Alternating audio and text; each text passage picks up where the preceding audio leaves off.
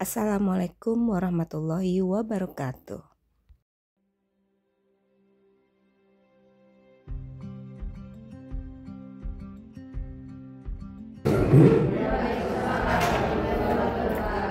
Selamat siang dan salam sejahtera untuk kita semua. Nabi Pu. Ya Pun.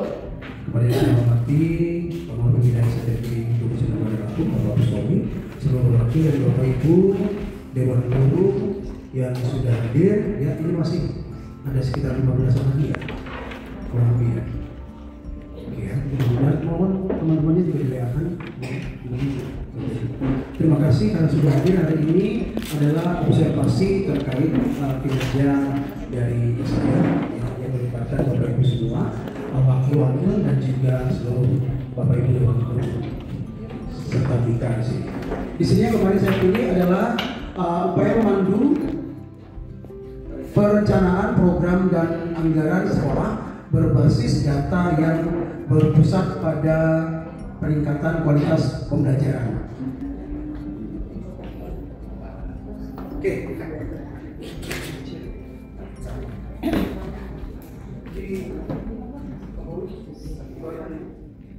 Jadi Bapak Ibu, judulnya ini kita ambil dari memang poin yang saya pilih dari PNN, ya. Mohon dibuka Pak.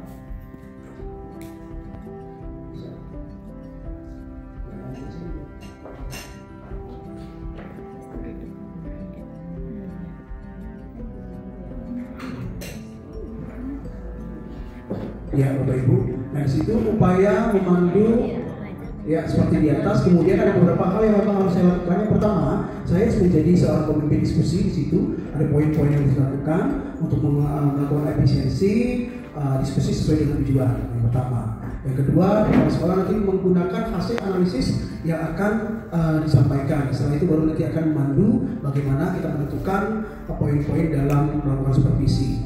Nah itu ada beberapa poin. Kita kembali ke yang tadi Pak, PowerPoint ya.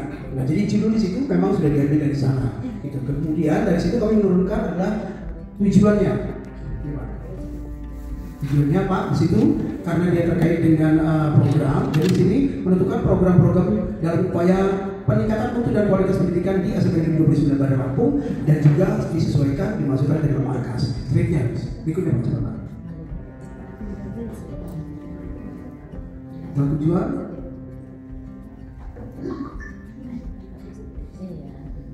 ya, di sini Bapak Ibu dasar hukumnya adalah Permendikbud nomor 9 tahun 2022 tentang rapor pendidikan. Kita mengambil datanya dari rapor pendidikan. Terus Pak, terus. Nah, di sini kita membandingkan antara hasil dari rapor pendidikan di tahun 2024 sama di tahun 2025 seterusnya. Ya, oleh karena itu kita akan mengambil beberapa poin di sini. Ada kemampuan literasi yang meningkat pesat Bapak Ibu dari 82% di tahun 2025 menjadi 100%. Itu sudah berhasil yang luar biasa. Karena banyak yang kita lakukan,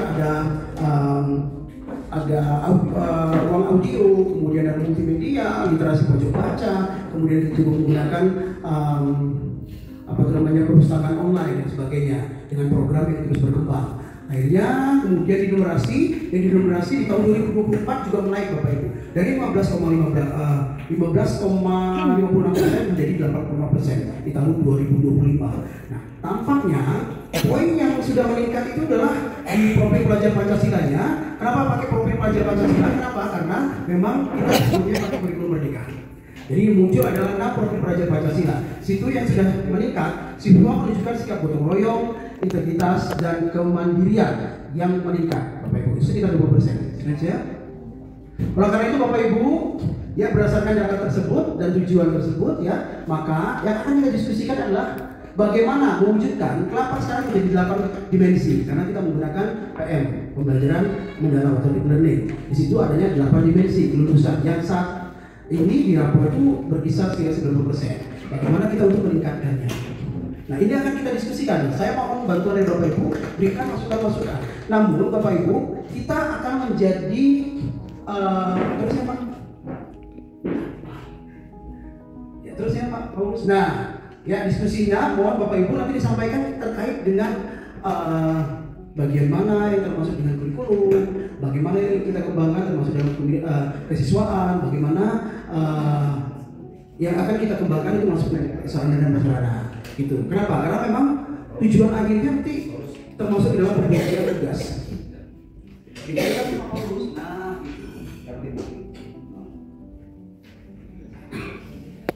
Oke, nah oleh karena itu silakan Bapak Ibu mohon masukannya ya, bidang kurikulum apa saja yang dapat kita lakukan untuk meningkatkan ya kompetensi dan juga kemajuan sekolah SMP Negeri 29 Lampung. Silakan Bapak Ibu, ayo silakan yang memberikan masukan. Oke, silakan tunjuk jari ya Bapak Ibu. Ini kita diskusi. Kalau Bapak Ibu memberikan tanggapannya, semuanya nanti tidak berjalan. Oleh karena itu mohon bantuan Bapak Ibu. Silakan. Kira-kira apa yang sudah kita lakukan? Ya di bidang kurikulum, kemudian bidang kesiswaan, prasarana dan prasarana, atau ada yang ingin kita tambah lagi supaya dimeningkat. Ayo silakan. Ada yang memberikan masukan? Ayo Bapak Ibu. Kira-kira dari ke kurikulum ada nggak yang ingin kita tingkatkan? Ayo Bapak Ibu. Ada Pak. Ya silakan Mas Arif. Sebenarnya target peningkatan kurikulum itu yang Bapak paparkan sebenarnya sudah seperti pelatihan yang kemarin. Oke, pertama pelatihan. Ya. Boleh tulis Pak Paulus. Pelatihan. Oke. Dan alhamdulillah dari Pak Pemda kayaknya ada terus tentang kurikulum terbaru seperti perubahan dari kurikulum mereka. Oke, update tentang kurikulum yang terbaru. Oke. Kayaknya Pak Pemda itu nanti di WA-nya kan sebenarnya itu paparan itu sebenarnya. Sharing ya berarti ya Pak. Sharing tentang apa yang sudah dilakukan dan ingin dikembangkan. Oke, terus. Ada lagi Bapak Ibu? Dari siswa itu Pak. Oke, sebentar Pak. Dari ini dulu, kurikulum. Apalagi yang ingin ditingkatkan? Apa yang sudah kita lakukan selama ini Bapak Ibu? Seperti apa? Briefing Bapak Ibu bisa tidak? Iya. Kemudian apa lagi Bapak Ibu? Kemarin yang tanggal berapa? Kita dengan Pak Dani. Iya, kenapa diem aja dong? IHT. Kemudian apa lagi Bapak Ibu yang kita lakukan? Ayo, Bapak Ibu biasanya kalau hari Jumat ngapain? Termasuk begini Pak, saya tambahin terima kasih Bapak waktu itu SMS saya kan ikut grup kritis council itu dan kami ada pelatihan yang langsung online di kritis. Nah kadang-kadang saking banyaknya tugas baik di sekolah ini, kadang lupa ingin upload kayak kemarin kan. Dan kita tidak pakai setelah aktif istilahnya memberi masukan bahwa untuk pergerakan kurikulum ini sangat membantu. Jadi Pak Yes dan dia sudah ikut in dan on. Nah ini salah satu sebenarnya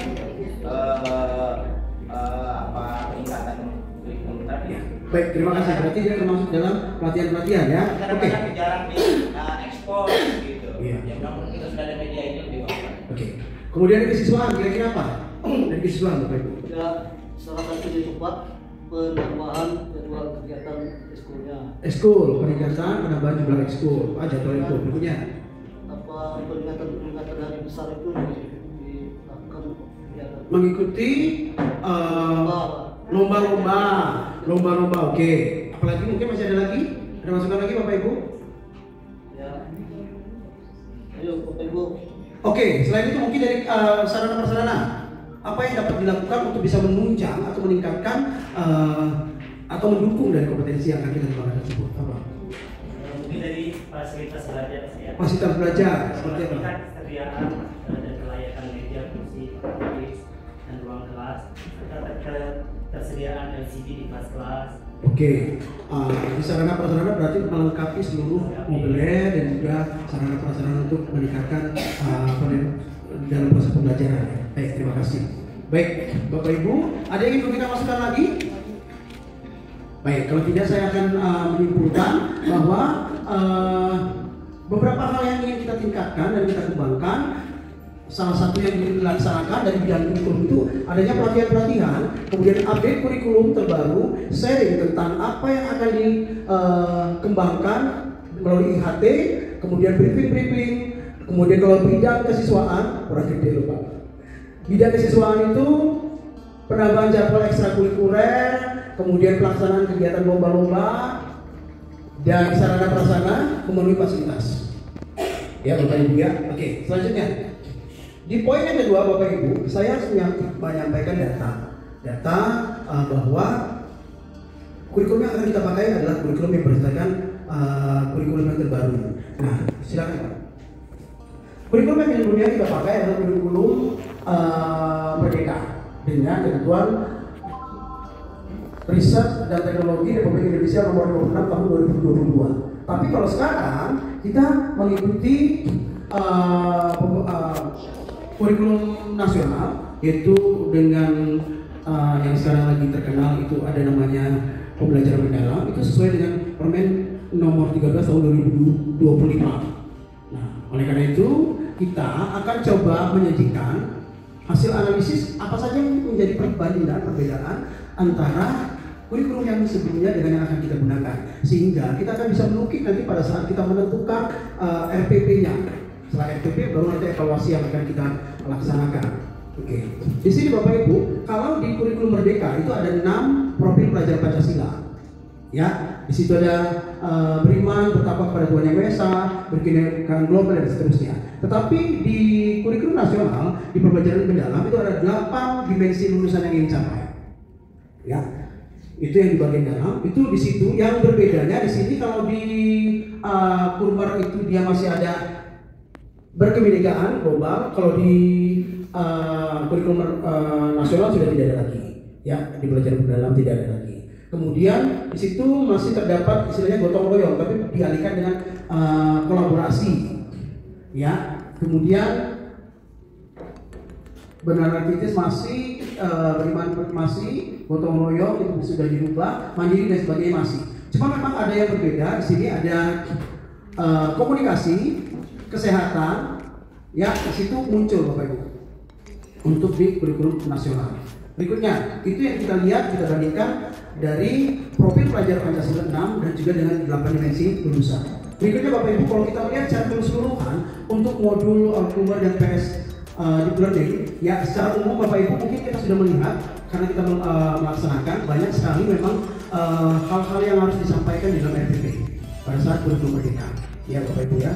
Nah, kita bisa melihat di sini dan saya akan fokus ke RPP yang di kurikulum nasional. Itu memang disarankan hanya untuk 3 poin Bapak Ibu. Selain identitas, di situ akan muncul tujuan pembelajaran, langkah-langkah kegiatan pembelajaran dan asesmen, serta refleksi harusnya Bapak Ibu ya. Nah, di sini harus muncul, coba Pak. Nah, di sini Bapak Ibu di RPP pembelajaran mendalam itu harus muncul hal ini. Ya, pertama dimensi profil lulusan, 8 dimensi tersebut. Ya, yang diharapkan dalam satu semester itu 8-nya bisa muncul. Berarti dalam setiap pertemuan itu serahkan ke Bapak Ibu kira-kira 2 atau 3 boleh yang ingin dicapai. Kemudian di situ juga harus muncul prinsip berkesadaran, bermakna, menggembirakan. Baru juga muncul nanti di situ ada pengalaman belajar, memahami, mengaplikasikan, merefleksikan. Baru nanti akan muncul kembali kerangka pembelajaran, yakni pembelajaran, kemudian praktik pedagogi, kemitraan, pemanfaatan teknologi di situ. Nah, di mana itu muncul semua? Munculnya ada langkah-langkah dari pembelajaran. Ya Bapak Ibu, itulah yang memang harus kita ikuti sekarang. Berarti memang di kurikulum Merdeka ada perubahan-perubahan yang memang harus kita sepakati dan kita setuju untuk melakukan itu. Kenapa? Karena sudah ada ketetapannya. Kita harus menggunakan kurikulum nasional, yaitu pembelajaran mendalam sesuai dengan Permen 13. Oke Bapak Ibu, ada di sini ada yang ingin tanggapi? Karena memang di sesi yang kedua ini kita hanya untuk menyepakati dan juga mau untuk mengikuti perubahan-perubahan yang ada. Apakah ada yang ingin disampaikan Bapak Ibu mungkin? Tidak ada? Iya, dia pada ngantuk ini Bapak Ibunya ya. Iya, harus semangat dong. Karena nanti Bapak Ibu juga pada saat presentasi yang lainnya diem kan bingung. Yang RPP PM yang nomor 4 yang kerangka pembelajaran yang dikaitkan dengan kemitraan. Ini maksudnya gimana Pak? Ya baik Bapak Ibu, di dalam proses pembelajaran Bapak Ibu, di situ kita memang harus melibatkan, bukan harus, jika kita misalnya dalam kegiatan pembelajaran kita melibatkan orang lain dalam proses pembelajaran yang memang bertujuan untuk membantu dalam pelaksanaan kegiatan proses pembelajaran. Misalnya gini, pada saat kita menggunakan laboratorium, kita membutuhkan laboran untuk menyiapkan alat-alat. Nah, itu kita sampaikan di RPP, kita sampaikan bahwa ada kemitraan kita dengan laboran, yaitu menyiapkan alat apa saja. Itu salah satunya seperti itu. Misalnya gini, jika kita melakukan pembelajaran, kita menggunakan narasumber dari luar. Narasumber tersebut terkait dengan apa? Misalnya dengan pengolahan tanaman atau bagaimana cara bercocok tanam yang baik. Kita menghadirkan narasumber dari luar, itu artinya kemitraan. Tinggal kita lihat kemitraannya dari siapa. Gitu. Nah, itu disampaikan di RPP. Seperti itu maksudnya. Baik, terima kasih. Ada lagi? Baik, kalau tidak ada Bapak Ibu, semua ini kita pahami bersama tujuannya apa, agar kita sama-sama memahami, dan pada saat nanti supervisi kita bisa memahami apa saja yang harus kita nilai. Karena salah satu poin terakhirnya adalah ke supervisi Bapak Ibu. Nah, di sini kita akan menentukan ya poin-poin apa saja yang akan kita masukkan dalam proses supervisi tersebut. Oleh karena itu, saya mohon kepada Pak Pebru untuk sedikit menerangkan ya di sini, karena saya hanya memandu ya Pak Pebru yang sedikit menerangkan. Bapak Ibu mohon dilihat, nanti kita sama-sama untuk mengarahkan supaya fair nanti pada saat supervisi apa saja yang akan kita lakukan sesuai dengan RPP yang sudah kita rancang bersama, gitu ya, sudah kita sepakati bersama. Dua. Pak, kelihatan Pak. Silakan Pak Pebru. Berdiri Pak. Yang kedua, yang perlu saya sampaikan, tujuannya adalah ada 3. Dilakukan untuk membantu guru mengembangkan kemampuan profesionalnya. Yang kedua, untuk memonitor kegiatan proses belajar mengajar di sekolah. Yang ketiga, untuk mendorong guru menerapkan kemampuannya dalam melaksanakan tugas-tugas mengajarnya. Terus, ini instrumen penilaian yang dilakukan oleh kita. Ada yang pertama, observasi pembelajaran mendalam. Ini prinsipnya ada beberapa hal. Kalau yang disampaikan Pak Pebru ini adalah instrumen penilaian supervisi yang memang sudah baku yang kita peroleh dari deep learning, ya. Di situ tinggal kita dulu. Nah, tapi di sini harus kita sepakati. Ya, yang pertama itu ada penerapan prinsip pembelajaran. Kemudian nanti akan ada kerangka berpikirnya. Satu lagi Pak, ada 3 itu masalah. Terus ke bawah. Prinsip yang muncul dan ini poin-poin, kemudian pengalaman pembelajaran, kemudian terakhir baru nanti ke kerangka pembelajaran. Nah, kita di atas dan bermakna, dan terakhir baru menggembirakan. Nah, di sini Bapak Ibu ada beberapa poin, di setiap poin coba aja. Oke. Apakah ada yang ingin Bapak Ibu diubah?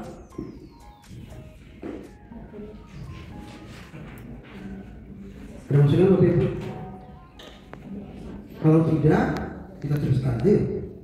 Ya, bukan di. Asesmen awal itu berupa apa? Yang di mana coba di atas? Guru melakukan asesmen awal. Di atas Pak?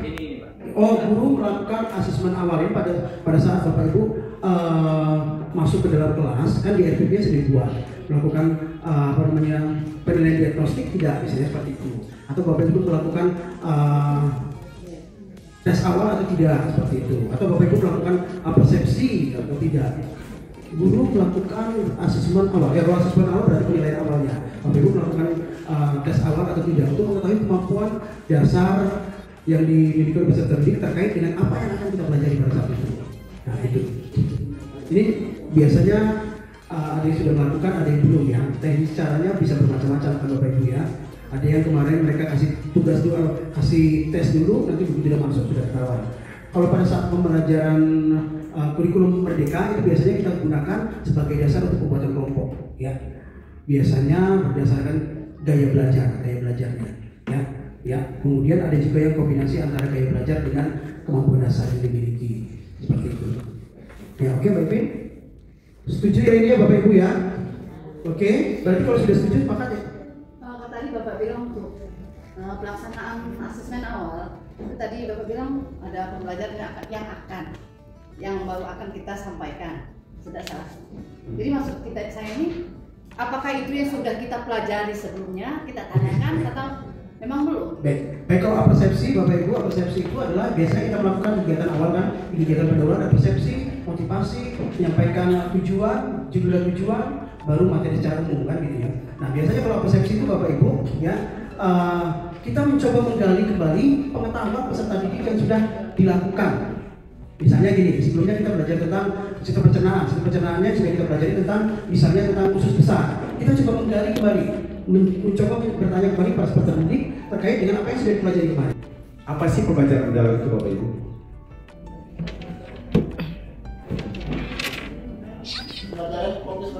Nanti ya kita buat 1 jam ini untuk apa namanya guru wali, boleh. Tadi sudah populer. Apa? Pasti itu kan sudah memang sudah dipropaganda jauh hari. Ya 6 jam itu kan bahasa Indonesia ya. Nah bahasa Indonesia kan 6 jam. Cabut 1, 5. Satu itu apa? Kumpul-kumpulin 10 biji kan? 10 pelajaran kali 35 pekan. 350 JP itu populer. Kalau kita dulu diambil P5, sekarang boleh macam-macam. Boleh nggak populernya jadi P5? Boleh. Kita bikin market day segala macam, boleh. Tapi jelas ada di situ tujuannya jelas, ininya jelas. Kita sistemnya kayak blog kemarin Bapak. Boleh, itu kan teknis pelaksanaan ya. Makanya nggak diambil per jam, tapi kita kumpulkan. Tetap hitungannya diambil per jam. Satu pelajaran kecuali satu yang A. Tapi kalau yang B enggak, kayak bahasa Lampung ya, enggak dengan senggol-senggol. Gitu. Maka yang A itu di bawah A, dia wajib tapi yang B sama itu. Tapi yang wajib yang A itu diambil satu-satu. Jumlah totalnya 10 mata pelajaran. 10 mata pelajaran dikali 35 pekan 1 tahun 350 JP. Kita kayak P5 nanti blok. Jadi boleh itu teknis, boleh silakan saja. Mau dikumpulin boleh, mau diapain boleh. Pak, jalan-jalan itu bisa masuk ke kurikuler nggak? Boleh. Boleh, diambilin jam itu. Jadi jalan-jalan. Iya. Orang enggak mudah diingat. Tapi itu udah lupa kayak khawatir. Ya. Coba ya, tugas guru ada berapa tugas guru? Ya 1. Merencanakan. Pembimbingan. Kedua. Melaksanakan pembimbingan. Yang ketiga. Yang penilaian. Dan bila evaluasi kalau sudah penilaian sudah itu. Melaksanakan penilaian. Lakukan pelatihan tadi. Pelatihan. Ini tugas apa guru wali di sini. Baru melaksanakan tugas. Saya kira itu penjelasannya. Ini lagi. Apa? Tadi katanya kalau kurikuler kan ada 1 jam kita ya. Jadi untuk rencana modulnya itu kompromisnya kan kita mau buat itu berarti kita dikurangi 1 ya Pak. Kalau tadi yang 5 jadi 4. Kalau di promes sudah jelas itu ibu bikinnya sama. Sekarang kan udah nggak ada promes lagi bu. Ibu bikinnya tetap yang 4 tadi itu. Jadi pakai buat intra. Iya, S1 kan sudah di sana. Sudah di kurikuler. Ibu pelajaran bahasa Inggris. IPA 5 ya? 5 berarti 4 aja itu. 1 itu sudah di sono. Kurang 1. Tapi hitungannya 5. Tetap Nanti apa? Jika hitungannya tetap 5, tetapi kegiatannya 4 jam. Kenapa? Yang jam 1 itu nanti bisa digunakan bersama-sama dengan P5. Isinya P5 ya. Bisa dengan sama-sama yang lain. Bisa jadi guru wali. Begitu. Tapi yang intra loh, yang ngoceh-ngoceh depan kelas kayak saya gini nih, itu intra. Kok kurikuler juga bisa ngoceh-ngoceh depan kelas sudah boleh, tapi dia mendukung intra. Dah ya? ya, Bapak Ibu itu jika Bapak Ibu melakukannya tiap hari memang berkurang nanti jamnya, tapi kan kita tidak, karena kan kita jamnya di blok. Jadi tetap saja tetap berkurang karena nanti kumpulin di sana. Iya. Kan sudah dipakai di akhir, namanya blok. Dikumpulin jadi 1 blok. Jadi bukan berarti pulangnya berkurang 1 jam tiap hari, bukan, karena kita pakai blok. Enggak. Kalau jadwalnya tetap jadi 4 jam. Satu minggu jadwalnya 4 jam, satu kelas. 1 kelas, kalau ibu ngajarin 6 kelas 24 jam. Tapi jam ibu sendiri di Japonik berapa? 30 jam. Ini jam dulu. Jam aslinya 30, tetapi jam intranya 24. Dah ya, kenyangnya lagi tadi sekitar pulang gitu. Makanya saya minta 2 jam, saya menjelaskan pembelajaran mendalam. Jangan sampai orang luar sana nanya, apa itu pembelajaran mendalam? Bingung, gue sih 29, malu-malu apa? Guru walinya ini. Iya, guru walinya tanggung jawab, saya guru wali di sini. Itu murid wali saya. Makanya saya mau minta jam sama Pak Sam. Itu tadi, karena saya tanggung jawab. tapi belum dikasih jawaban, ya sudah jadi aja. Sudah Pak, Bapak langsung izin yang kita IHT. Itu lain lagi, IHT itu tiba-tiba saya di WHT, Pak Bapak nanti hari Jumat ngisi, nggak bisa, karena saya kan jamnya juga banyak. Itu, karena saya bisa jadi asesor akreditasi, bisa memaafkan. Karena kata usul saya, meminta maaf itu bagus, tetapi yang paling bagus Memaafkan. kita saling maafkan aja. Ya, ada PHP saya jelasin, ini nggak apa-apa, kita saling maafkan aja. Wabillahi taufiq wal hidayah. Assalamualaikum warahmatullahi wabarakatuh. Waalaikumsalam. Jangan lupa subscribe, like, comment, and share. Wassalamualaikum warahmatullahi wabarakatuh.